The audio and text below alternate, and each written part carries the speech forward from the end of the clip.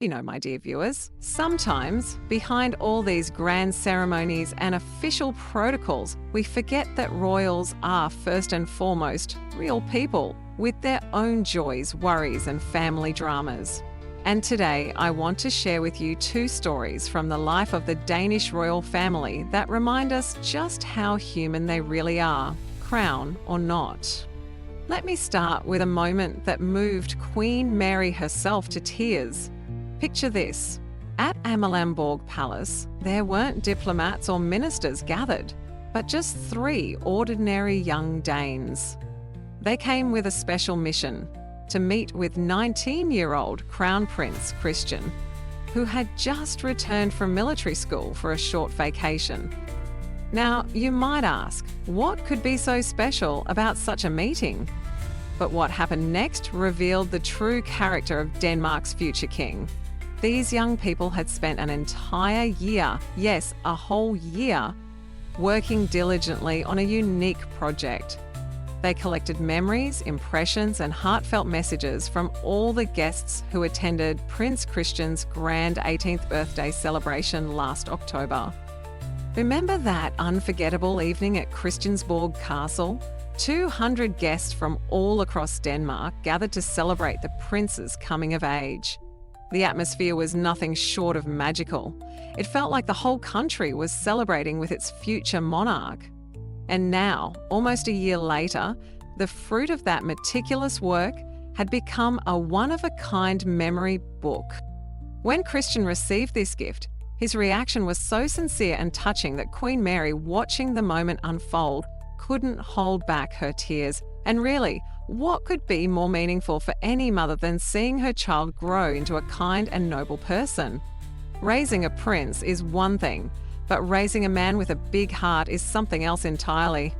But what's truly remarkable about this story is Christian's own behaviour. His military training since February has certainly taught him discipline and responsibility, but thankfully it hasn't taken away his warmth. The Crown Prince spoke to the young people as equals, genuinely curious about their lives, asking in detail about their work on the book, and thanking them for every single minute they had dedicated to the project. There's even a little amusing detail in all this that just adds to the humanity of the moment. On the cover of the book, Christian is referred to simply as Prince, even though after his father, King Frederick X, ascended the throne, he officially became the Crown Prince. But honestly, who cares? At the time of his 18th birthday, he really was just Prince Christian, and the young people simply wanted to preserve the authenticity of that emotional occasion.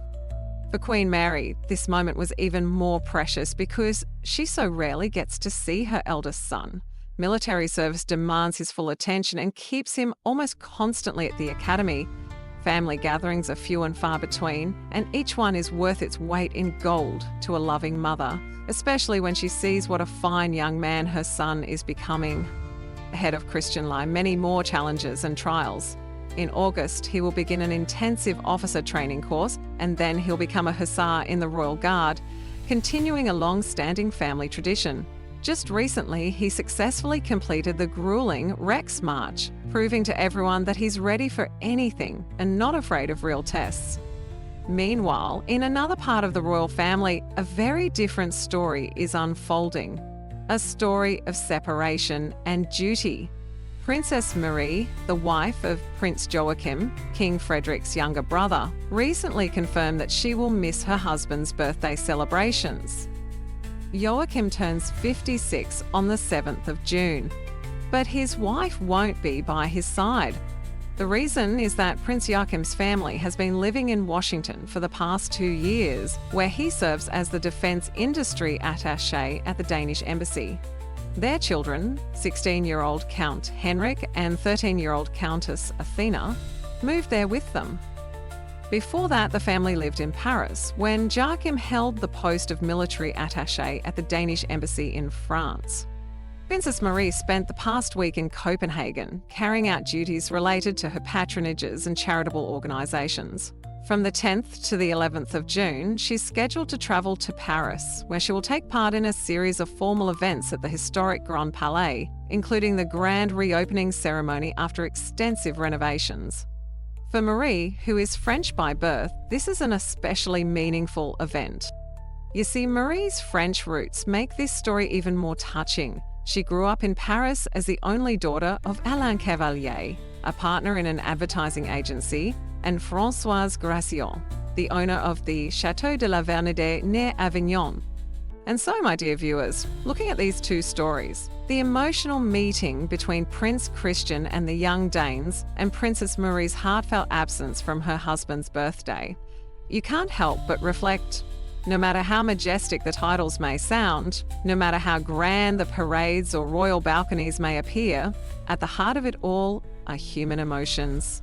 The joy of an unexpected gift, a mother's pride, the ache of separation, loyalty to duty, these are feelings we all know.